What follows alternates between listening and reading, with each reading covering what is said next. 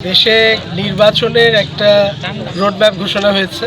সেই ঘোষণার প্রেক্ষিতে আমরা বাংলাদেশ জাতীয়তাবাদী দলের পক্ষ থেকে আমাদের পঞ্চগড় এক নির্বাচনী এলাকায় আমাদের দলের বিএনপির যে 180 দিনের পরিকল্পনা আছে সেই পরিকল্পনাটা গ্রামে গ্রামে জানিয়ে দেওয়ার চেষ্টা করছি, যাতে একটা সচেতনতা তৈরি হয়। এবং একই সঙ্গে আমরা 31 দফা, যেটা আমাদের নেতা তারেক রহমান সাহেব দিয়েছেন, সেটাও আমরা প্রচার করার চেষ্টা করে যাচ্ছি।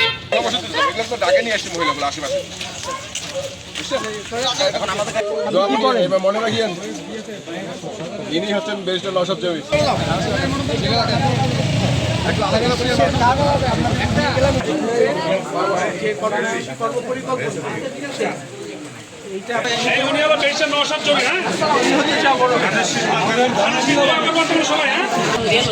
এখন গেল ওই জন্য আমরা সবাই এখানে দাঁড়াই। আচ্ছা, যাই হোক। আমরা